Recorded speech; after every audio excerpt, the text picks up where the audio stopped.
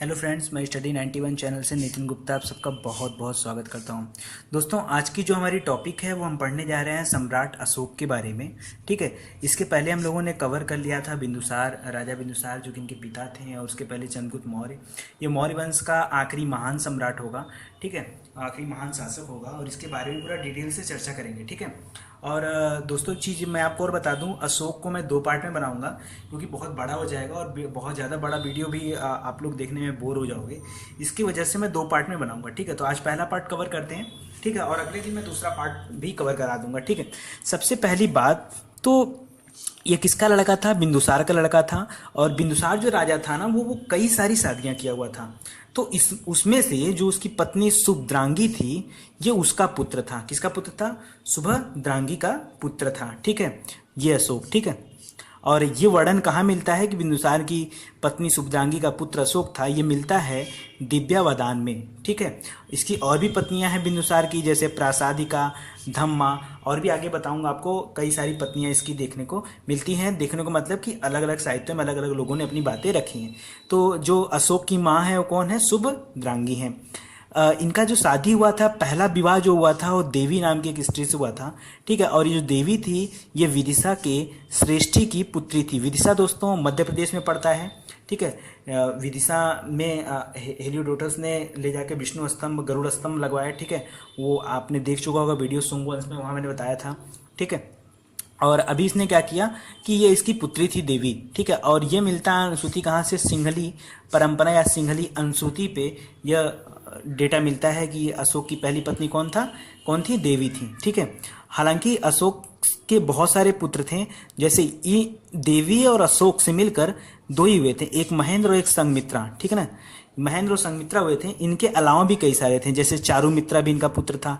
तो ये वाला देखिए, मैंने ब्लैक जो दिख रहा है आपको ना, ये अशोक और देवी से, बाकी सब अलग अलग पत्नियों से पैदा हुए हैं। चारुमित्रा हो गया, कुणाल हो गया, जालौक हो गया, तीवर हो गया, ये अलग अलग उसके पुत्रों के नाम हैं। ठीक है, हालांकि हमें इन्हीं दोनों को पढ़ना है। ठीक है, आगे हम कुणाल का नाम भी सुनेंगे, बाकी का नाम हमारे सामने नहीं आएगा। ठीक है, और इसकी और एक और पत्नी का नाम मिलता है दिव्यावदान में, जिसका नाम रहता है तिसरक्षिता। क्या नाम है? तिसरक्षिता। ठीक है, और अब आइए इसकी बातें कर लेते हैं उपाधि के बारे में, जहाँ से क्वेश्चन आता है। उपाधि आपको अच्छे से याद करना है, क्योंकि अगर आप लोग एग्जाम देते हैं तो आपको पता होगा कि अशोक में ये पार्ट बड़ा इंपॉर्टेंट रखता है, रोल प्ले करता है। तो अगर हम इसके उपाधियों की बात करें तो इसके उपाधि जो हैं कुछ तो लोगों के द्वारा दिए गए हैं साहित्यों में, जैसे जिन्होंने रचनाएं की हैं उन्होंने कुछ दिया है, और कुछ इसके अभिलेखों में स्वयं मिलते हैं। तो कुछ इसके अभिलेख हैं। देखिए, अभिलेख का संबल मैं हमेशा ऐसा बनाऊंगा, जहां कहीं ऐसा बना होगा आप समझ जाएंगे मैं अभिलेख की बात कर रहा हूँ। ठीक है, तो एक अभिलेख सामान्यतः जो नॉर्मल बहुत सारे अभिलेखों में इसका नाम मिलता है, कॉमन नाम है जो वो है देवनाम प्री। देवनाम प्री ये इसका सबसे फेमस नाम था। ये सबसे ज़्यादा अभिलेखों में इसी नाम को मिला है।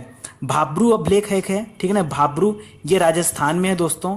ठीक है, और यहाँ पे इस अभिलेख में इसका नाम मिलता है प्रियदर्शी या प्रियदस्सी, दर्शी या दस्सी। ठीक है, और इसी अभिलेख में पहली बार बौद्ध का प्रमाण भी मिलता है।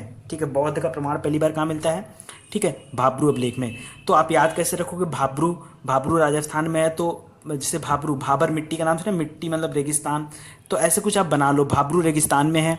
ठीक है, मास्की और गुर्जरा ये दोनों बहुत फेमस है। ठीक है, ये भाब्रू और ये दोनों तीनों आप याद कर लीजिए, बहुत इंपॉर्टेंट है। ठीक है, ये तो आपको कम से कम याद होना चाहिए। तो मास्की या गुर्जरा का जो अभिलेख था वहां पर उसका नाम अशोक मिलता है। तो एग्जाम में डायरेक्ट क्वेश्चन आता है कि अशोक का नाम किस अभिलेख में देखने को मिलता है? तो मास्की और गुर्जरा। ठीक है, गुर्जरा जो है दोस्तों एमपी में पड़ता है, उज्जैन के पास में। ठीक है, और इसी अभिलेख में बुद्ध शाक्य मिलता है। देखिए, यहाँ से बुद्ध का प्रमाण और यहाँ पे बुद्ध शाक्य। ठीक है, बुद्धि शाक्य मतलब उसका एक उपाधि है, उसी का नाम है। ठीक है ना, वो नाम मिलता है। और पुराणों में इसको कहा गया है अशोक वर्धन। क्या बोला गया है पुराणों में? अशोक वर्धन। कालसी एक जगह पड़ता है उत्तराखंड में, अभी जल्दी खोजा गया इसको, यहाँ से भी इसके अभिलेख प्राप्त हुए हैं। ठीक है, अशोक के। इसके अलावा नेत्तूर और उडेगोलम ये भी हैं, यहाँ भी इसके अभिलेख मिले हैं। इसके अभिलेख लगभग पूरे भारत में मिले हैं, भारत के अलावा पाकिस्तान, अफगानिस्तान, यूनान तक के में एरिया में इसके अभिलेख मिले हुए हैं। रुद्रदामन के जूनागढ़ अभिलेख में भी इसका नाम मिलता है। तो ये तो रहा कि इसका नाम कहाँ कहाँ क्या मिलता है, ठीक है। आइए बात कर लेते हैं अशोक की पत्नी के बारे में कुछ लाइन। जैसे एक नाम है असंधिमित्रा, ये भी इनकी पत्नी है, महादेवी, पद्मावती और तिसरक्षिता, ठीक है। तो ये ठीक है, लड़का किसका था? सुभद्रांगी का। तो ये आपको ध्यान देना है, ठीक है। इसके अलावा फिर देखिए सिंहली अनुसूची के अनुसार कुछ और बातें हैं जो मैंने नोट करके रखा है, उसको देखिए। कहा जाता है कि अशोक ने अपने 99 भाइयों की हत्या करके सिंहासन प्राप्त किया था। इस बात में कितनी सच्चाई है इसको हम डिटेल से पढ़ेंगे, ठीक है, अभी आगे, ठीक है। तो मैं आपको बताऊंगा कि क्या सच में 99 भाइयों की हत्या किया था अशोक ने या नहीं किया था, या उसके पीछे क्या राज थे, क्या बातें हुई थी, वो सारी चीज़ें हम लोग बिल्कुल आराम से देखेंगे और अच्छे तरीके से देखेंगे, ताकि आप एकदम अच्छे से याद हो जाए सारी चीज़ें। ये देखिए, पहली बात, जब इसका राज्य अभिषेक होता है ना, तो दो चीज़ें हैं आपको याद देनी है, रखनी है, जो एग्जाम में हमसे पूछता है और आपको फंसा देता है। 273 BC में देहांत हो गया किसका? बिंदुसार का। बिंदुसार मर गया जब, तो उसकी मृत्यु के बाद उसका लड़का राजा बनेगा, क्योंकि बिंदुसार ने कई सारी शादियां कर रखी थी, तो उसके कई सारे लड़के भी थे। तो बात आती है कि राजा कौन बनेगा, ठीक है। तो 273 में सबको हटा करके अशोक गद्दी पर बैठता है। जैसे ही अशोक गद्दी पर बैठता है, गद्दी पे बैठने का दावा करता है, उसके अन्य भाई, ठीक है, वो आ जाते हैं अशोक से झगड़ा करने के लिए। जब अन्य लोग, जाहिर सी बात है यार, अगर बिंदुसार के बहुत सारे पुत्र हैं, बहुत सारी पत्नियां रखा था, तो ये प्रॉब्लम तो देखना पड़ेगा, फेस करना पड़ेगा। और बिंदुसार तो चला गया, तो फेस किसको करना पड़ेगा? जो गद्दी पर बैठा है, और गद्दी पे बैठा था अशोक, तो अशोक को ये प्रॉब्लम फेस करना पड़ेगा। अशोक गद्दी पे तो बैठा, लेकिन उसका राज्याभिषेक नहीं हुआ। उसका राज्याभिषेक 4 साल बाद हुआ, 269 BC, यानी बिफोर क्राइस्ट, ठीक है ना। 269 ईसा पूर्व में इसका क्या हुआ? राज्याभिषेक हुआ। आप सोच सकते हैं 273 में गद्दी पर बैठा है, 269 में राज्याभिषेक हो रहा है, ये 4 साल का जो गैपिंग मिल रहा है, ये क्या, ये गैपिंग क्यों? ठीक है, इसी गैपिंग में उत्तराधिकार की लड़ाई चल रही थी। उत्तराधिकार युद्ध चल रहा था कि गद्दी का असली मालिक कौन होगा, गद्दी का असली अधिकारी कौन होगा। यही उत्तराधिकार युद्ध चल रहा था, और इसका वर्णन मिलता है महावंश, दीपवंश, ये सारी पुस्तकें हैं बौद्ध धर्म की। दिव्यावदान चीनी ग्रंथ है एक, जिसका नाम है फाह्युन चुलिन, ठीक है। और तिब्बती लेखक एक है तारानाथ, बहुत इंपॉर्टेंट है तारानाथ, ठीक है ना। इन्होंने बहुत सारे कमेंट लिखे हैं एंशिएंट हिस्ट्री के ऊपर, तो आपको यहाँ ध्यान देना है, ठीक है। तारानाथ ने, तो इन लोगों ने वर्णन किया है किसका, कि हाँ उस टाइम में उत्तराधिकार युद्ध हुआ था। ये क्या करता है अशोक, क्या करता है, राधा गुप्त की सहायता से अशोक गद्दी पर बैठ जाता है और सुसीम को गद्दी से उतार देता है, ठीक है। सुसीम को गद्दी से उतार देता है और खुद राजा बन जाता है। ये राधा गुप्त कौन था? अगर आपने मेरा पीछे वाला वीडियो देखा होगा तो मैंने आपको बताया था बिंदुसार, ठीक है ना। बिंदुसार का प्रधानमंत्री था चाणक्य भाई, जो उनके पिताजी का था। चंद्रगुप्त मौर्य में भी वही थे, और आगे बिंदुसार में भी थे। तो बिंदुसार जब चाणक्य भाई बुढ़े हो गए थे, जब चाणक्य हटते हैं तो खल्लाटक आता है, उसके बाद कौन आता है? राधा गुप्त आते हैं तीसरे नंबर पर। वहाँ आप देखिएगा वीडियो में, वहाँ पे आप केयर करेंगे तो वही राधा गुप्त हैं। उन्हीं की सहायता से मंत्री रहते हैं, उन्हीं की सहायता से अशोक गद्दी पर बैठ जाता है और सुसीम को हटा देता है, ठीक है। अब बात आती है कि क्या सच में उसने अपने 99 भाइयों की हत्या कर दिया? क्या इतना निर्दयी था अशोक? तो क्या बातें हैं इसमें देखते हैं। तो इसका एक एक्सेप्शन केस मिलता है कि जो देखिए अशोक ने कुल 14 शिलालेख बनवाए। 14 शिलालेख में से जो 5वां शिलालेख था ना, वो कहता है इसके जीवित भाइयों और इसके परिवार के बारे में उल्लेख करता है। अब यहाँ तो अगर उसने अपने 99 भाइयों की हत्या करके राजा बना, तो जब उसने शिलालेख बनवाया तो वहाँ पे कैसे उसने डलवा दिया अपने जीवित भाइयों और परिवार का उल्लेख कैसे करेगा? इसका मतलब है कि कहीं ना कहीं यहाँ कुछ ना कुछ मिस पॉइंट है, कुछ ना कुछ दिक्कत है। तो वो दिक्कत क्या है? वो दिक्कत ये है दोस्तों कि हो सकता हो कि वो अपने 99 भाइयों की हत्या ना किया हो, जो उससे मिल गया हो उसको छोड़ दिया हो, और जो उसके विरोधी रहा हो उसको मार दिया हो, ठीक है। तो ये सारी चीज़ें हैं, ये विरोधाभास अभी तक बना हुआ है, इसका कोई भी वो नहीं है। आपको सिर्फ इतना ध्यान देना है कि उसके जीवित भाइयों का उल्लेख 5वें शिलालेख में मिलता है, ठीक है। देखिए कुछ लोग कहते हैं कि यूपीएससी पीसीएस के हिसाब से क्या होता है, वो लोग पेपर कहाँ से बनाएंगे, कुछ ऐसी चीज़ें देंगे जैसे पूछ दिया एग्जाम में आपसे कि अशोक के जीवित भाइयों का उल्लेख किस शिलालेख में मिलता है, आधे लोग गायब। तो 5वें शिलालेख में मिलता है। किस में मिलता है? 5वें शिला। जो पढ़ा होगा उसे एक क्लिक अगर सामने ऑप्शन है तो आप कर लोगे, ठीक है, मुझे भरोसा है। आइए आगे बात करते हैं। अब इसके बाद होता है कलिंग विजय। कलिंग विजय का करता है 261 में कलिंग की लड़ाई लड़ता है। देखिए यहाँ पे दो क्वेश्चन फंसाता है आपको। इसके राज्याभिषेक के 8 वर्ष बाद, कितने वर्ष बाद बोल रहा है, तो बोलेंगे 8 वर्ष बाद। और चौथे वर्ष में बोल रहा है, कौन से वर्ष में, तो बोलेंगे कि 9वें वर्ष में। यानी 8 वर्ष बाद बोलिए, 9वें वर्ष में बोलिए, बात एक ही है। 261 BC में कलिंग की लड़ाई लड़ी गई और इसका उल्लेख मिलता है अशोक के 13वें शिलालेख में। कैसे याद करेंगे आप? कलिंग की लड़ाई में बहुत सारे लोग मारे गए, यानी बहुत सारे लोगों की तेरही हो गई, ठीक है। तो याद करने का सिर्फ तरीका है, तेरही हो गई, बहुत सारे लोग मारे गए। बात आती है कि युद्ध क्यों हुआ।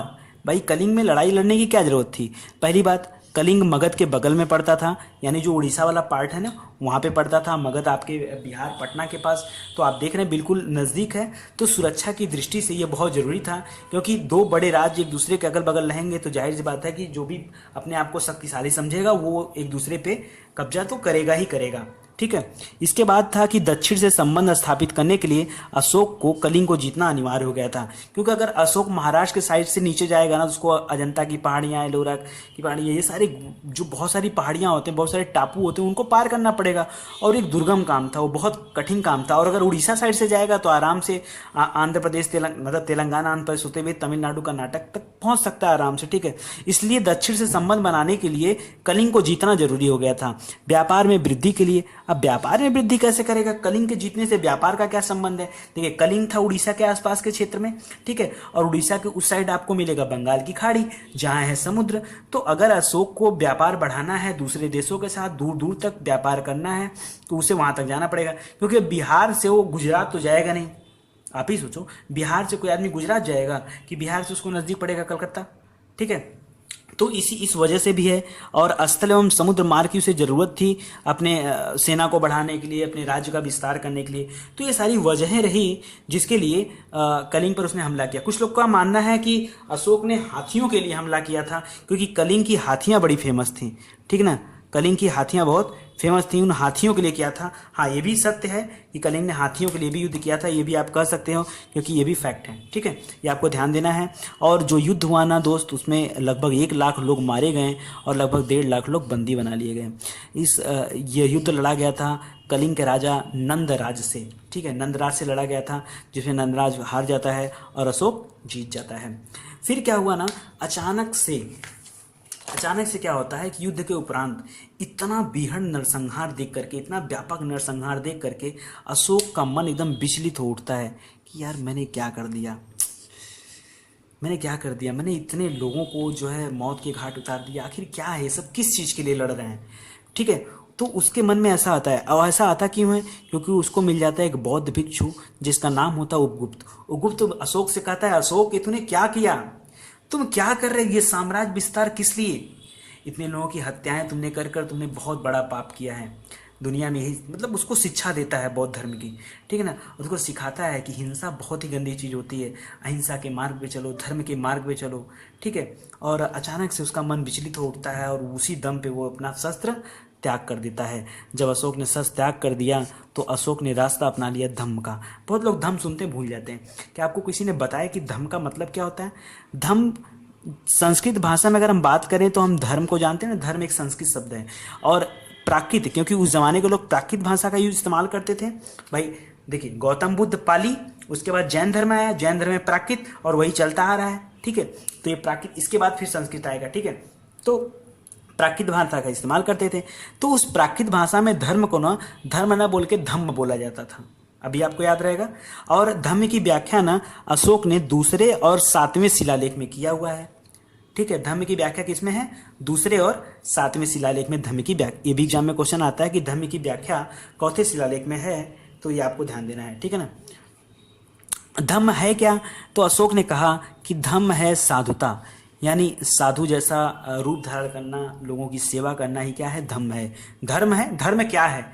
अगर मैं आपसे पूछता धर्म क्या है, आप नहीं बता पाते। मैं आपसे पूछूं धर्म क्या है, आपको बहुत सारी, धर्म के ऊपर कौन नहीं लेक्चर दे देगा यार, ठीक है। कल्याणकारी राज्य की स्थापना करना, कल्याण करना, पाप रहित होना, मृदुता, मधुरता, दया, दान, कल्याण, ठीक ना, समानता, जितनी बातें आप कर लो सब धर्म है, सब धर्म है। ठीक है, धर्म कौन नहीं जानता, तो धर्म के बारे में बहुत कुछ बोल दोगे तो अभी आप धर्म के बारे में बोल सकते हो ना, बहुत कुछ बोल सकते हो, ठीक है, क्योंकि धम्म क्या है, धर्म ही धम्म है। और अब देखिए फिर आगे क्या होता है कि अशोक, देखिए पहले था ब्राह्मण, ठीक है, बाद में क्या हो गया, बौद्ध। अगर हम बिंदुसार की बात करें तो आजीवक संप्रदाय का था, जिसको मक्खीलाल गोसाल ने बनाया था, वो आपको ध्यान देना है, वो सारी चीज़ें आप रीड किया करिए। और अगर हम चंद्रगुप्त मौर्य की बात करें तो जैन धर्म से थे, ठीक, संलेखना विधि से मृत्यु हुई थी, जैन धर्म में तो थे, ठीक है, तो जैन, फिर आजीवक संप्रदाय, फिर बौद्ध, ये 3 स्टेप में है लोग। अगर मैं इसके साम्राज्य की बात करूं कि इसका विस्तार कहाँ तक था, अगर मैं इसके एरिया की बात करूं तो इधर कठियावाड़, कठियावाड़ दोस्तों गुजरात में पड़ता है, नीचे कर्नाटक, इधर बंगाल की खाड़ी यानी पूरा मगध होकर जीत ही चुका था, ऊपर नेपाल, नेपाल की भी विजय इसने किया था, और अफगानिस्तान, ठीक है, तो ये सारा एरिया क्या होता था, अशोक के अंडर में आता था। कल्हड़ ने लिखा है राजतरंगिणी, कल्हड़ की किताब है, क्या है, नाम क्या है, राजतरंगिणी, एग्जाम में क्वेश्चन आता है राजतरंगिणी रचना किसने की है, तो कल्हड़। और कल्हड़ कहते हैं कि यह एक शैव उपासक था, शैव मतलब शंकर जी का भक्त था, शैव उपासक था। अशोक अपने शासनकाल के 10वें वर्ष में, ठीक है ना, बोध गया की यात्रा करता है, और 20वें वर्ष में लुम्बिनी की यात्रा करता है। जब बोध गया की यात्रा करता है तो जाता है कहाँ पर, जहाँ बौद्ध गौतम बुद्ध ने शिक्षा प्राप्त किया था, ठीक है, और 20वें वर्ष में कहाँ जाता है, लुम्बिनी, जहाँ पे उनका जन्म हुआ था। और जब लुम्बिनी जाता है तो वहाँ के नगरवासियों को कर मुक्त कर देता है। कहीं कहीं लिखा हुआ है कि 1/8 कर, 1/20वां कर का हिस्सा लगेगा, ठीक है, तो कई जगह लिखा है कर मुक्त, तो इसलिए मैंने इस मैटर को यहाँ पे नहीं डाला कि आप लोग झूठी कंफ्यूज होंगे और वहाँ से बात बनती, क्वेश्चन आता भी नहीं, ये 10वां और 20वां वर्ष आप याद रखिएगा, ठीक है। आगे बात करते हैं, बस थोड़ा सा और है दोस्तों, ठीक है, ज़्यादा नहीं है, छोटा ही टॉपिक, मैंने इसलिए 2 अलग अलग वीडियो बना दिया। अशोक बड़ा भी टॉपिक है थोड़ा सा, ठीक है, तो कवर करने के लिए भाग तो सकते नहीं है। अशोक द्वारा की गई अन्य विजय, क्या कोई और कलिंग के अलावा भी कोई लड़ाई लड़ी क्या, तो अशोक ने लड़ा था, नेपाल को विजय किया था और खस को विजय किया था। खस का वर्णन उसके अभिलेखों में तो मिलता है, अनेक साहित्यों में मिलता है, लेकिन खस की पहचान अभी तक नहीं हो पाई कि खस बोलते किसको थे, ठीक ना। और इसने नेपाल में एक नगर की स्थापना किया था, देवपत्तन, और कश्मीर में जो हम लोग श्रीनगर देखते हैं ना, कश्मीर की राजधानी, वो भी किसने बसाया हुआ है, अशोक ने बसाया हुआ है, ठीक है, तो यह भी आपको ये भी ध्यान देना है। देखिए इसका शिलालेख था, दूसरा वाला जो शिलालेख था उसमें यह भी वर्णन मिलता है कि चोर, चेल, पांड्य और सतीय पुत्र, ठीक है, ये सीमा से बाहर थे, मतलब ये लोग हमारे सीमा में नहीं थे, ठीक है, यानी जितना पूरा भारत, ऐसा नहीं कि पूरा भारत ही इसके अंडर में आ गया था, नीचे कुछ जैसे कर्नाटक था ना, तमिलनाडु तो नहीं था, तो उधर के हिस्से में ये लोग रहा करते थे, इन लोगों का राज चलता था। तो उसने लिखा है दूसरे शिलालेख में कि ये लोग क्या थे, हमारी सीमा से बाहर थे, ठीक है।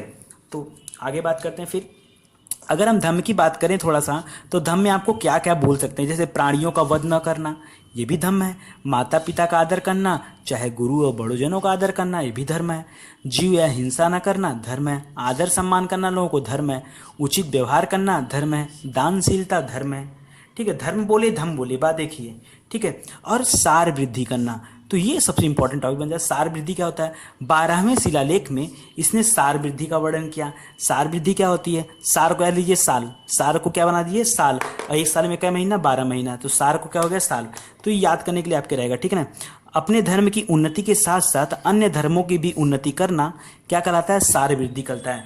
मतलब कि अशोक जो था वो सर्व धर्म समभाव की भावना रखता था, किसी धर्म के साथ भेदभाव नहीं था उसका, सारे धर्मों को एक समान व्यवहार देता था, और इसी को तो बोलते थे सार वृद्धि। इसीलिए उसने 12वें शिलालेख में डाला है कि सभी लोग अपने अपने धर्म को मानने के लिए स्वतंत्र हैं, ठीक है, और हम सबकी उन्नति चाहते हैं, ऐसा नहीं कि हम जो है बौद्ध हो गए हैं तो खाली बौद्ध की उन्नति चाहेंगे, जैन हो गए हैं तो जैन की चाहेंगे, ठीक है। उसने धर्म का प्रचार कराना शुरू किया, ठीक है। देखिए प्रथम शिलालेख बनवाया उसने, और उस शिलालेख में उसने कहा, शिलालेख से क्वेश्चन आता है, ठीक है, पीसीएस में भी आता है, एसएससी में भी आता है, तो आप यहाँ ध्यान देंगे, ठीक है। प्रथम शिलालेख में उसने बताया, सबसे पहला काम किया उसने कि जीवों के वध पर रोक लगा दिया, ठीक है। तो देखिए दोस्तों, यहाँ अभी मैं आगे आपको 14वें शिलालेख के बारे में बताऊंगा, अभी मैं ऐसे थोड़ा थोड़ा बोल दे रहा हूँ, ठीक है ना। जीवों के वध पर रोक लगाया, और सुरापान यानी शराब वगैरह, मांस भक्षण, मल्लयुद्ध, इन सब पे भी रोक लगा दिया। देखिए दोस्तों एक बात बताऊं, जैसे मान लीजिए कि नॉनवेज, ठीक है ना, किसी के घर में नॉनवेज ज़्यादातर कब बनता है, जब पार्टी होती है। पार्टी मतलब जब घर में उत्सव होता है, तो उसने देखा कि जहाँ उत्सव होता है वहाँ जीवों का वध होता ही होता है। उसने कहा ना तो उत्सव होंगे ना ही क्या होंगे, जीवों का वध होगा, और जहाँ उत्सव होगा वहाँ सुरापान होगा, मांस भक्षण होगा, ठीक है। ये सब का सब उसने एक साथ बंद कर दिया, ठीक है। उसने धम्म यात्रा चालू करवाई, ठीक है ना। पर इसके पहले बिहार यात्रा होती थी, तो उसने क्या किया, धम्म यात्रा, धम्म मतलब धर्म की यात्रा चालू करवाई, ठीक है। और लोग जाके उसके राज्य में उसने बहुत लोगों की नियुक्ति किया, लोग जाके खाली दूसरे जगहों पे प्रसार करते थे धर्म का, ठीक है ना। राज्याभिषेक के 14वें वर्ष उसने धम्म महामात्र की भी नियुक्ति की, जो कि उसने 5वें शिलालेख में मिलता है। 5वें शिलालेख में क्या मिलता है, देखिए 14वां वर्ष है, यानी राज्याभिषेक के 14 साल बाद, ठीक है। जब बोध गया से लौट आए तो 10 साल बाद बोध गया से लौटने के बाद उसका दिमाग खुला, यार एक काम करना चाहिए, मुझे धर्म महामात्र नियुक्त कर देना चाहिए। एक ऑफिसर होते थे और जो जाके के क्या करते थे, अन्य लोगों को धर्म के बारे में बताते थे, उन्हें ज्ञान देते थे कि धर्म क्या है, धर्म क्या है, कैसे रहना चाहिए, ये सारी चीज़ें वो बताते थे, ठीक है। आगे बात करते हैं। इसके बाद बौद्ध धर्म के प्रति उसका लगन और उत्साह इतना बढ़ गया था कि वो सुदूर देश तक धर्म का प्रचार प्रसार करवाना शुरू कर दिया। उसने अपने पुत्री महेंद्र और संघमित्रा को श्रीलंका तक भेज दिया, बहुत सारे लोगों को नेपाल भेजा, पूरे भारत में भेजा, ठीक है ना। और इसने धीरे धीरे करके 84,000 स्तूपों की रचना कर दी। कितने स्तूपों की? 84,000 स्तूपों की रचना कर दी। और इसमें इन स्तूपों में 2 स्तूप बहुत फेमस है, जिसको सांची का स्तूप और सारनाथ का धर्मराज का स्तूप। सारनाथ कहाँ पड़ता है दोस्तों? ये बनारस में, वहीं पे जहाँ से अशोक स्तंभ लगा हुआ है, जहाँ से जो हमारी नोट है, जो हमारी भारतीय चिन्ह है, अशोक स्तंभ 4 शेर, ठीक है, वो यहीं से लिया गया है, ठीक है, सारनाथ के स्तंभ से। तो सारनाथ में एक स्तूप भी है, आप जाइए कभी देखिए, बहुत अच्छी जगह है वो, ठीक है। इसको पुराने समय में ऋषि पत्तनम बोला जाता था। क्या बोलते थे? इस सारनाथ को क्या बोलते थे? ऋषि पत्तनम बोलते थे। तो ये ध्यान दीजिएगा। आज पूछता है अशोक ने सबसे पहले शिक्षा कहाँ दी, तो ऑप्शन है सारनाथ और ऑप्शन में भी है ऋषि पत्तनम। तो सही उत्तर क्या होगा? ऋषि पत्तनम। नहीं है तो आप सारनाथ टिक करिए, ठीक है। आइए आगे बात करते हैं। अगर मौर्य प्रशासन की जानकारी के बारे में बात करें कि इसका डिटेल हमको कहाँ कहाँ से मिलता है, तो कौटिल्य की अर्थशास्त्र उठा के देखेंगे, वहाँ भी मौर्य का डिटेल मिल जाएगा। मेगस्थनीज की इंडिका देखेंगे, वहाँ भी मिल जाएगा, ठीक है। रुद्र दामन का जूनागढ़ अभिलेख देखेंगे, वहाँ भी मिल जाएगा। और अशोक के शिलालेख तो सबसे फेमस है, 14 शिलालेख हैं, स्तंभ लेख हैं, लघु स्तंभ लेख हैं, गुहा लेख हैं, बहुत सारी चीज़ इसने बनवाया, तो वहाँ तो सब कुछ है ही। अगर इसने क्या किया, भारत की प्रथम केंद्रीकृत प्रशासन को शुरू किया था। तो क्वेश्चन आता है एग्जाम में, भारत का प्रथम केंद्रीकृत प्रशासन कौन चालू करवाया था? तो अशोक ने कराया था। अगर अशोक के अभिलेखों के बारे में बात करें, ठीक है, तो अशोक के सभी अभिलेखों का जो थीम था, जो विषय था, वो प्रशासन था, ठीक है, प्रशासनिक था। सिर्फ रुम्मिनदेही अभिलेख एक एक्सेप्शनल केस में है, जिसका उद्देश्य क्या था? आर्थिक था। और इसी रुम्मिनदेही अभिलेख में बुद्ध के जन्म से संबंधित भी जानकारी हमें मिलती है। तो आप देखिए, सभी याद कर, सभी तो सिंपल है कि प्रशासनिक था, लेकिन रुम्मिनदेही वाला क्या था? आर्थिक था। ये आपको याद रखना पड़ेगा, क्योंकि ये अकेला एक्सेप्शन है, ठीक है ना। तो एक्सेप्शन अक्सर करके एग्जाम में पूछता है, इसलिए आप इसको याद रखेंगे, ठीक है। 14 बृहद शिलालेख थे, बड़े शिलालेख थे, ठीक है। बृहद माने बड़े, और शिलालेख मतलब पत्थर के ऊपर जो लेख लिखे होते हैं, ठीक है। तो वो थे 14। मैं आपको याद करा देता हूँ, एक बार आप सुन लीजिए ध्यान से, ठीक है। सबसे पहले तो उसने क्या किया कि जितने पार्टी होती थी, पार्टी बंद कर दिया, ताकि पशु हत्या बंद हो जाए, ठीक है ना। जो चिकन मटन चलता है, मच्छी फच्छी कुछ भी चलता है, मोर वगैरह चलता है, वो सब बंद हो जाए, ठीक है। ये हो गया। उसके बाद उसने लिया कि अब क्या करना, अब ये प्रोग्राम बंद हो गया, तो अब क्या करेंगे, हम समाज का कल्याण करेंगे। और समाज का कल्याण कैसे करेंगे? पहले रोगियों की हेल्प करेंगे, यानी उसने अधिकारियों को नियुक्त किया, बहुत सारे लोगों को नियुक्त किया, ताकि लोग जाकर लोगों की चिकित्सा संबंधी समस्याएं देखें, ठीक है ना। इसके बाद क्या किया उसने? उदारता, सम्मान, इन सब के बारे में बातें करना शुरू की, हमें उदार होना चाहिए, एक दूसरे का सम्मान करना चाहिए। और यहाँ उसने सेविंग की बात की भी, ठीक है ना, कि हमें पैसे को धीरे धीरे बचाना भी चाहिए, ठीक है। तो सेविंग की बात सबसे पहले किस राजा ने किया? तो अशोक ने किया। और तीसरे शिलालेख में लिखा हुआ है, ठीक है। और इसके बाद इसने चौथे शिलालेख में भेरी घोष को धम्म घोष में बदल दिया, ठीक है, भेरी घोष को धम्म घोष में बदल दिया। 5वें में हमने इंपॉर्टेंट पढ़ा था कि धम्म महामात्र की नियुक्ति हुई, जो घूम घूम के प्रचार प्रसार करते थे। और 6वें में क्या हुआ? बहुत इंपॉर्टेंट है। 6वें में 24/7 अशोक बोला, मैं जनता के लिए, मैं प्रजा के लिए 24/7, मतलब चाहे मैं बैठा हूँ, चाहे मैं खा रहा हूँ, चाहे मैं सो रहा हूँ, मैं हर समय जनता के लिए अवेलेबल हूँ। तो अच्छी बात है, ठीक है। ऐसा करने वाला भी अशोक पहला राजा था। 24/7 सर्वधर्म संभाव 7वें नंबर पे है, ठीक है ना। और 8वें पे क्या हुआ? धम्म यात्रा के बारे में मिलता है, जब ये 10वें वर्ष गया था धम्म यात्रा करने, ठीक है।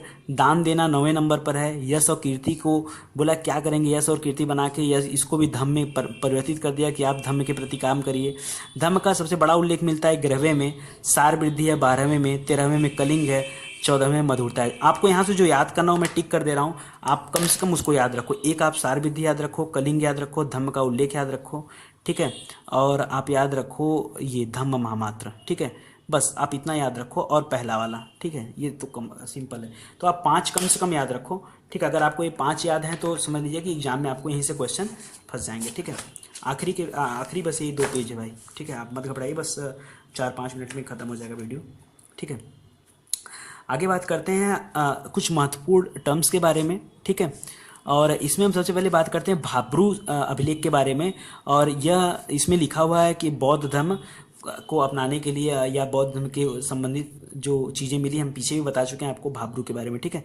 और बाराबर की गुफाएं, ठीक है, यहाँ से अशोक की सहिष्णुता के बारे में पता चलता है। कुछ स्तंभ लेख हैं, ठीक है, ये स्तंभ मैंने बना दिया, मान लीजिए स्तंभ लेख है। कुछ स्तंभ लेख के से क्या मिलता है इनको, अशोक के बौद्ध के प्रति सम्मान, ठीक है, उसका जो सम्मान था उसके बारे में क्या कौन दिखाता है हमको, स्तंभ लेख दिखाता है। और राज्य के प्रशासनिक संबंधित कार्यों के लिए शिलालेख दिखाता है। अशोक ऐसा प्रथम शासक था जिसने अभिलेखों के माध्यम से अपनी प्रजा को संबोधित किया। तो एग्जाम में क्वेश्चन आता है कि पहला शासक कौन है जिसने अभिलेखों के माध्यम से प्रजा को संबोधित किया हो, तो कौन है, अशोक। और यह प्रेरणा उसको कहाँ से मिली थी, तो ईरानी शासक दारा प्रथम से मिली थी। मैंने वीडियो बनाया था दोस्तों दारा प्रथम के ऊपर में, आप देख सकते हैं, ठीक है। अशोक के अभिलेख पढ़ने वाले सबसे पहले व्यक्ति कौन थे, तो ये थे जेम्स प्रिंसेप। और कब पढ़ा था इन्होंने, तो 1837 में इनको पढ़ने में कामयाबी मिली, ठीक है। उसके बाद से पता चल पाया कि शिलालेखों में क्या लिखा हुआ है, ठीक है। अशोक की कुछ राजकोषीय घोषणाएं थी जो कि कहाँ सारी की सारी राजकोषीय घोषणाएं कहाँ मिलती हैं हमको, लघु स्तंभ लेख में, जिनकी संख्या कितनी है, 4, ठीक है ना। और स्तंभ लेख कितने हैं, तो 7, ठीक है। अगर लघु की बात करेंगे तो 4 है, और खाली स्तंभ की बात करेंगे तो 7 है, ये आप ध्यान दीजिएगा, ठीक है ना। और अशोक को उसके शासन के 4थे वर्ष में, ऐसा नहीं कि तुरंत हो गया था, 4थे वर्ष में बौद्ध भिक्षु एक था जिसका नाम था निग्रोध, उसने ज्ञान दिया था। आगे चल के मोगलीपुत्तिस ने भी इसे पूर्ण रूप से बौद्ध बना दिया, मतलब पूर्ण रूप से ज्ञान देकर उन्हें क्या बना दिया, बौद्ध। सबसे पहले किसने दिया था, तो निग्रोध ने दिया था। बाद में किसने दिया, मोगलीपुत्तिस ने। और कलिंग के युद्ध के समय किसने दिया था, तो उपगुप्त ने। तो ये आपको ध्यान देना है, ठीक है। ये आखिरी पेज आ गया आपके सामने, ठीक है। और अगर मैं आपसे पूछूं कि अशोक ने धम्म की परिभाषा कहाँ से ली है, ठीक है, ये सब स्टैंडर्ड क्वेश्चन है दोस्तों। धम्म की परिभाषा कहाँ से ली, तो ये लिया है राहुलोवाद सूत्र से, राहुलोवाद सूत्र से। जैसे सत्यमेव जयते कहाँ से लिया गया, तो मुंडक उपनिषद से, उसी तरह ये भी है, ठीक है।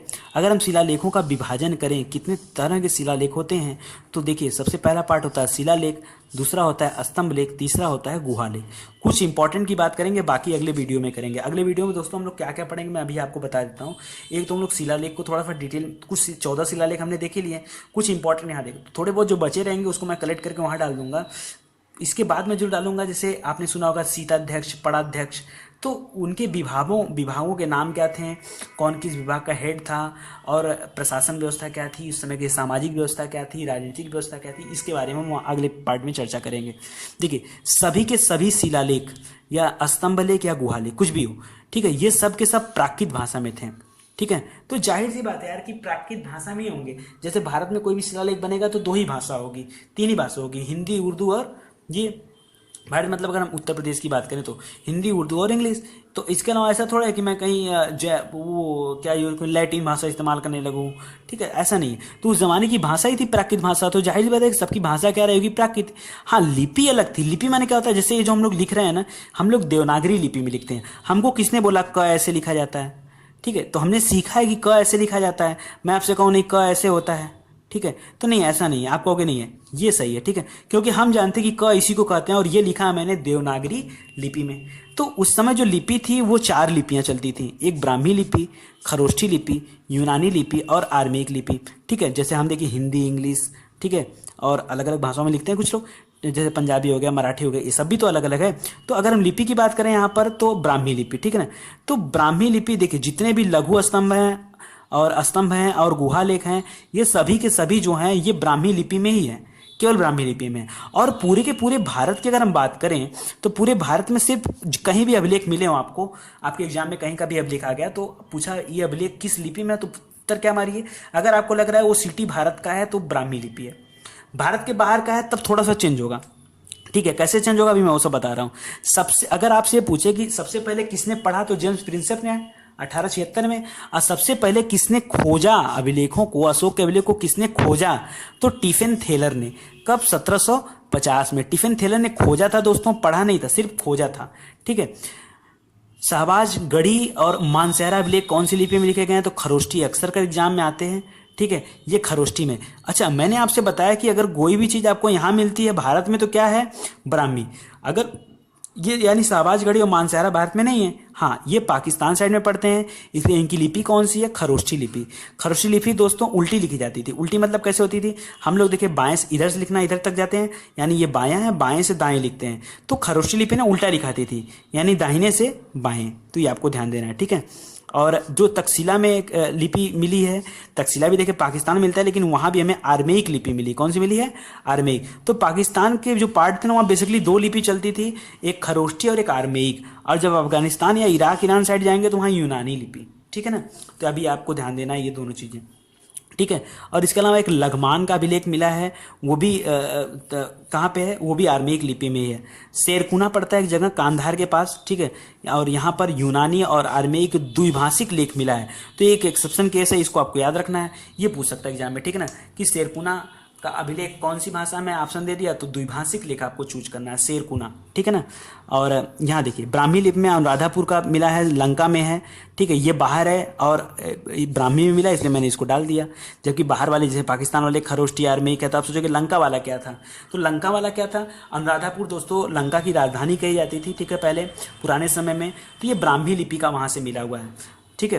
अब इसने कुछ गुहा लेख भी बनवाए थे, खुदवाए थे। वो क्या था, देखिए एक बाराबर की पहाड़ी पर खुदवाया था, वहाँ दो गुफा बनवाया था, एक सुदामा की गुफा, एक कड़ चौपार की गुफा। और इसको बनवा के उसने आजीवक संप्रदाय को दे दिया था। देखिए खुद तो बौद्ध धर्म को मानने वाला है और दे रहा है आजीवक संप्रदाय को, इसका मतलब उसके मन में सर्वधर्म संभाव की भावना है। ठीक है। और वो है 7वें शिलालेख में, तो आपको ध्यान देना है। और ये बराबर की जो पहाड़ी है, इसका वर्तमान नाम क्या है, खलवितक पर्वत। खलवितक पर्वत इस समय इसका नाम है। इसके पौत्र था दशरथ। ठीक है। उसने नागार्जुनी की पहाड़ी पर 3 गुफाएं बनवाई, गोपी, लोमरसी और वडैका। ठीक है ना ये। और विश्व की झोपड़ी की गुफा किसने बनवाया था, तो ये भी अशोक ने बनवाया था। खरोष्टी लिपि दाईं से बाईं ओर तक लिखी जाती है, ये है। तो ये आज के लिए बस इतना ही दोस्तों। बहुत बहुत धन्यवाद आपका जो आपने अपना कीमती समय मुझे दिया दोस्तों। बहुत अच्छा लग रहा है, बहुत सारे कमेंट आ रहे हैं और व्यूज बहुत तेज़ी के साथ बढ़ रहा है, वॉचिंग मिनट भी बहुत तेज़ी के साथ बढ़ रहा है। ये सब आप लोगों का प्यार है दोस्तों। मैं इसी तरह से वीडियो अपलोड करता रहूँगा, आप लोग बेफिक्र रहिए, पढ़ते रहिए। ठीक है, मैं सारे वीडियो डालूंगा। हाँ, कोई सजेशन जैसी बात रहा करिए तो आप सजेशन जरूर दिया करिए। और दोस्तों मैं आपको बता देना चाहूँ, कुछ लोग अपने पर्सनल व्यूज़ को भेजते हैं मेरे पास। ठीक है, वो हर्ट हो जाते हैं कि मैंने ऐसा क्यों पढ़ा, तो मैं दोस्तों वही पढ़ाता हूँ जो इतिहास में लिखा है। ठीक है, मेरा कोई पर्सनल व्यू नहीं होता, जहाँ मेरा पर्सनल टेंशन होता है वहाँ मैं बोल देता हूँ। ठीक है, तो चलिए बहुत बहुत शुक्रिया आपका कि आपने अपना कीमती समय मुझे दिया और मैंने भी दिया आपको। ठीक है। और हाँ दोस्तों, प्लीज़ आप ऐड पे क्लिक करना मत भूलिए। ठीक है, तो ज़रूर से ऐड पे क्लिक किया करिए, ऐड को पूरा देखा करिए मेरे लिए प्लीज़। अगर मैं आपके लिए अच्छा कर रहा हूँ तो आप भी मेरे लिए अच्छा करिए। ठीक है, अगर मैं आपके लिए अच्छा कर रहा हूँ तो आप भी मेरे लिए अच्छा करिए, मैं चाहूँगा ऐसा आप करिए। ठीक है, तो मिलते हैं फिर। और हाँ, वीडियो को खूब शेयर करिए और ज़्यादा से ज़्यादा उन तक पहुँचाइए ताकि ज़्यादा से ज़्यादा सब्सक्राइबर हो सकें हमारे चैनल के। ठीक है, हमें आपका योगदान चाहिए। ठीक है, बहुत बहुत धन्यवाद धन्यवाद धन्यवाद।